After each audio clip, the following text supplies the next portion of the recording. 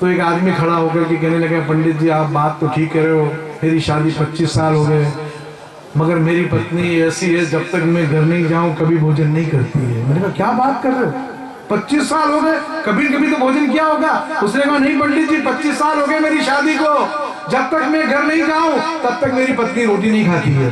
लेकिन 25 साल में कभी कभी तो जीवी होगा। वो कहे नहीं साहब 25 साल में गया जब तक मुँह घरे नहीं जाऊं मारी पत्नी भोजन नहीं करे। मैं कहा नहीं करे, क्योंकि मुँह घरे जाऊं पचे मुँह रोटियां बनाऊं पचे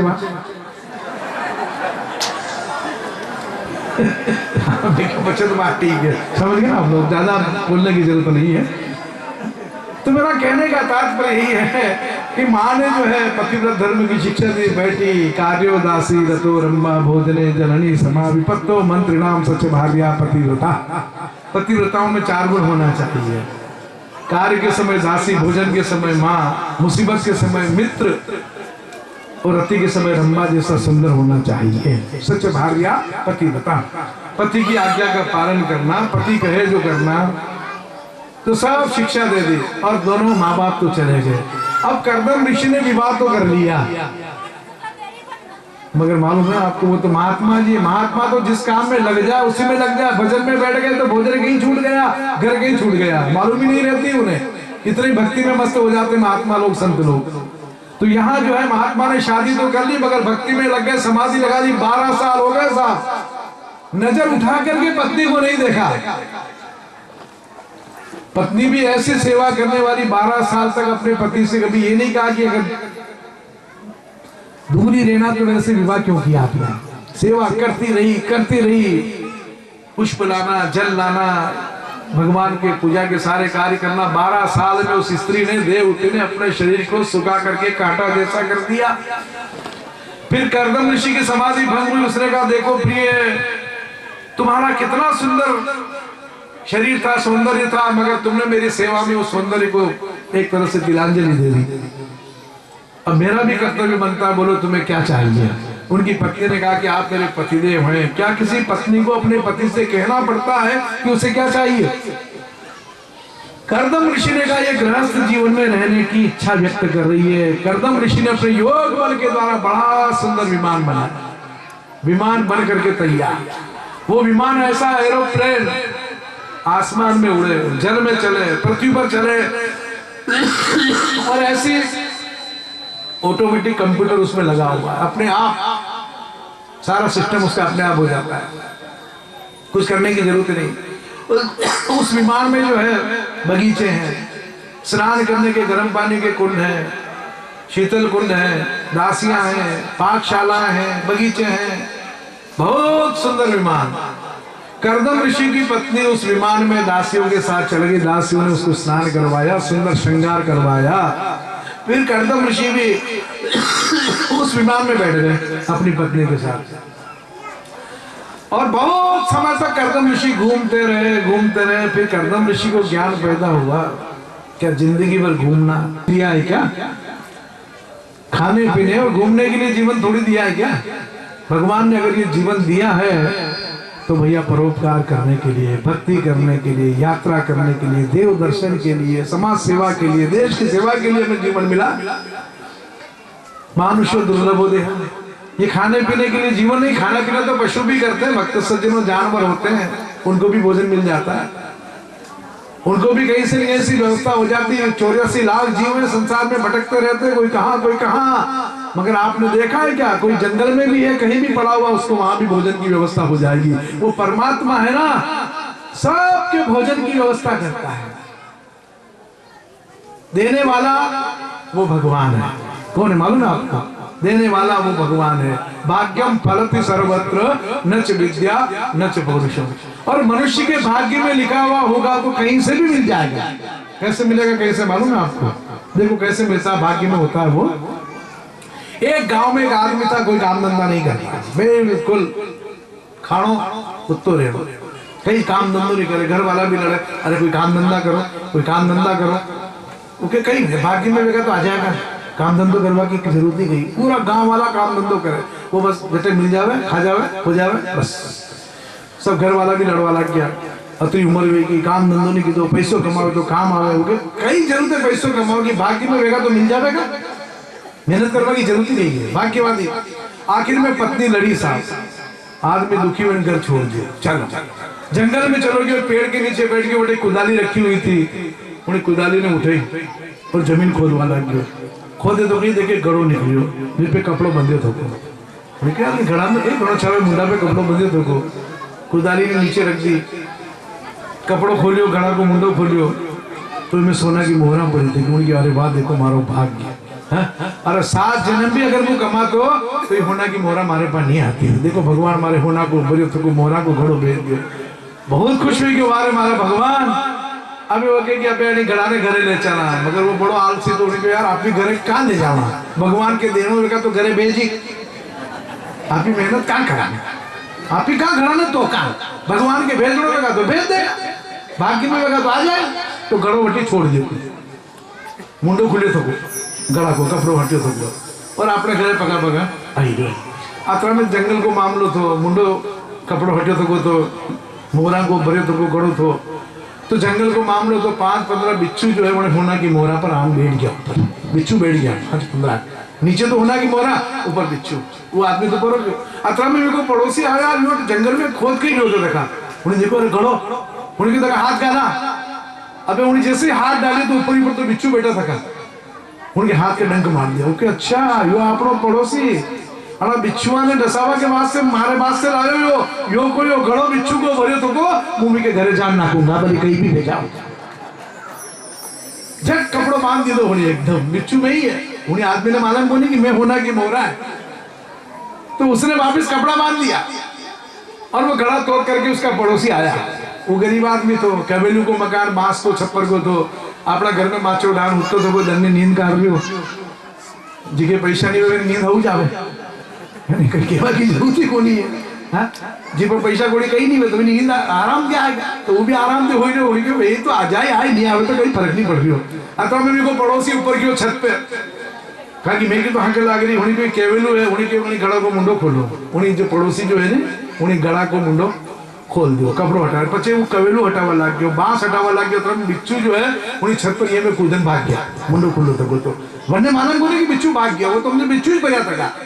कवेलू हटाया, बांस हटाया और देखे नीचे आदमी उत्तर तो उन्हीं गड़ो तो क्यों एकदम वो गड़ो बिच्छू को भरे तो को वही हुई मुझे बिच्छू भरे तो वो गड़ो उन्हें आदमी के ऊपर नाक दे दो। तो आदमी देखवा लगे या होना की मोहरा कटो हुई खनन खनन खनन खनन, हाँ ऊपर देखे तो छप्पर फाट गयो, उनके वारे मारा भगवान देवे तो छप्पर फाड़ देवे। तो भगवान के अगर देनो है तो किस तरह भी दिला देगा भक्त सज्जन हो, हाँ देने वाला वो सावलिया सेठ है, बाकी हम तो सब भक्त सज्जन हो, सिर्फ है ना एकमात्र उनका भक्ति करने वाले लोग हैं। बोल गोविंद भगवान की जय। हे सांवरिया सेठ दे दो, हे मंडप्या कर मालिक दे दो, हो थारे परोछे भंडार टोटो ना पड़े रे। हो सांवरिया सेठ दे दे, मंडप्या मालिक दे दे, थारे परियो भंडारी टोटो ना पड़े रे।